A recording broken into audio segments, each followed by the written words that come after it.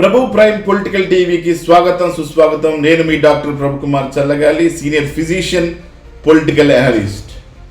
గమనించండి, ఇప్పుడు మనము కొన్ని రోజులుగా తెలంగాణ రాష్ట్రాన్ని కుదిపేస్తున్నటువంటి అంశం కేటీఆర్ అరెస్టు. కేటీఆర్కి అరెస్టు భయం పట్టుకుందా? అందుకేనా ఈ సన్నాహాలు?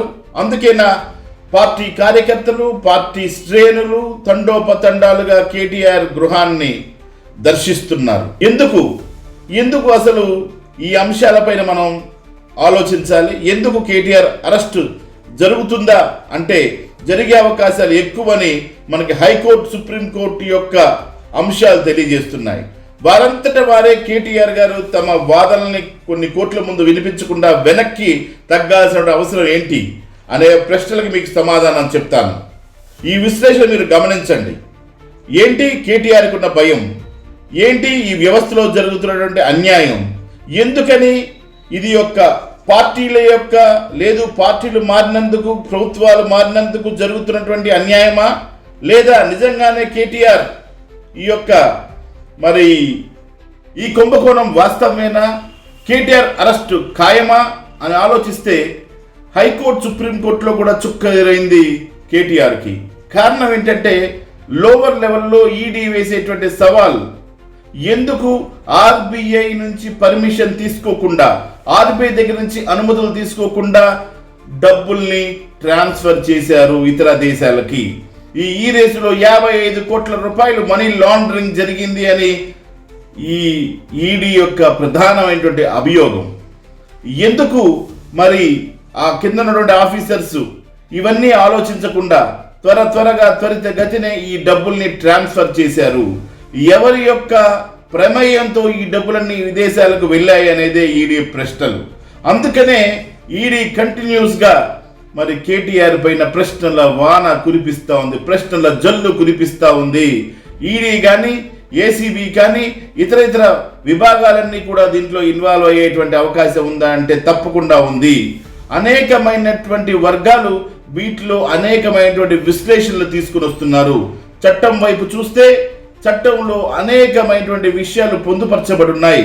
ఎప్పుడైతే ఒక డబ్బుల్ని ఇతర దేశాలకు మనం ట్రాన్స్ఫర్ చేస్తామో తప్పకుండా ఆర్బీఐ అనుమతులు తీసుకోవాలి.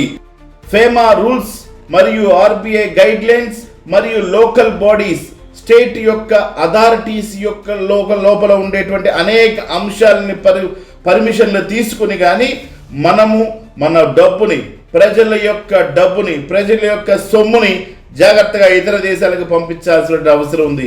ఇలాంటివి అనేకమైనటువంటి అంశాలని డీవియేట్ చేస్తూ, అనేకమైనటువంటి అంశాలని తప్పిస్తూ ఈ మనీ ట్రాన్స్ఫర్ జరగటమే ప్రధానమైన అంశం.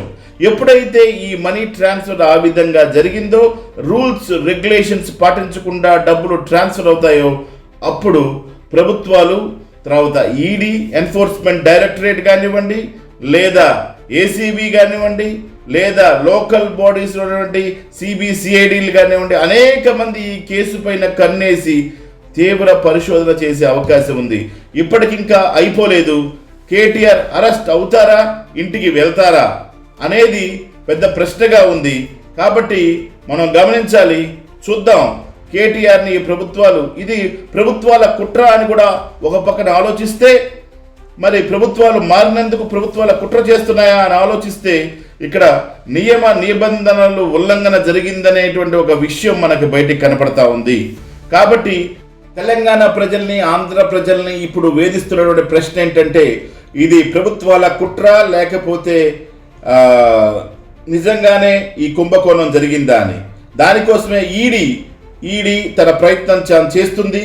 నిజంగానే ఇది కుట్ర లేకపోతే నిజంగానే దీంట్లో అనేకమైనటువంటి కుంభకోణాలు ఉన్నాయా అన్న విషయాల్ని ఇప్పుడు ఈడీ లేదా సిబిసిఐడి లేదా ఇంకేమైనా ఎంక్వైరీ ఏజెన్సీలు పూర్తిగా కనిపెట్టి మనకు చెప్పాల్సి ఉంది.